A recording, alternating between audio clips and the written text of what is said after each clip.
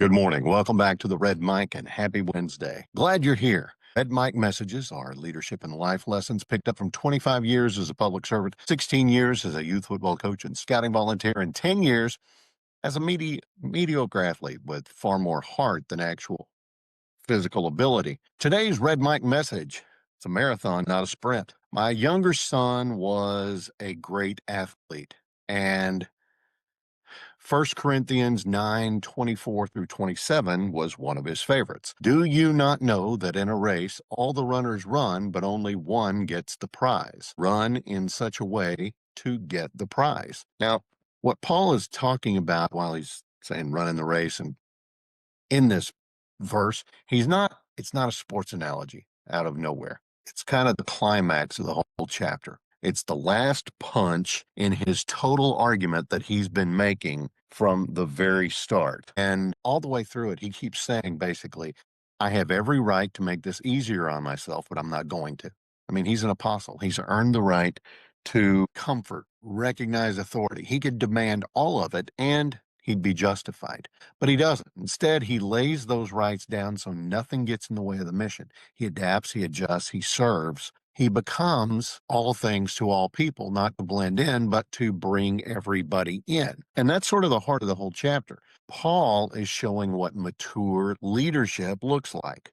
Okay, leadership lessons, right? That's why we're here. Leadership is not self-indulgent. It's not self-protective. It's not built on entitlement. It's built on purpose.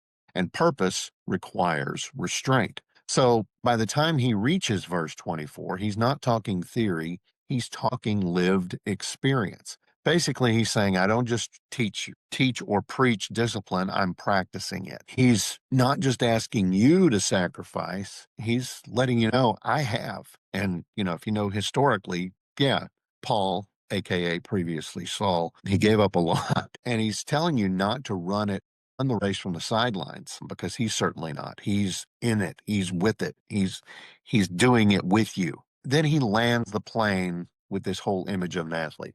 Someone who limits themselves on purpose so they can live on purpose. Someone who trains privately so they can stand confidently. He's someone who knows that the lack of discipline today becomes regret at the finish line tomorrow. I mean, ADHD guy right here. Time blindness. That's why ADHD people are late a lot. Not because they mean to be late, not because they just don't get it. So how do you fix that? Discipline. You discipline yourself. Okay, I'm going to do this until such and such time, and then I'm going to do something else. But you have to be purposeful about it. Now, in this letter to the Corinthians, Paul is refusing to be disqualified, not by his ego, not by his laziness, not by comfort, and not by claiming rights that would obscure his message. So what is the Red Mic message today? Be more like Paul. Lead like Paul. Have purpose over privilege, discipline over comfort, and focus over ego. Finish well and finish cleanly. And that's today's Red Mic message.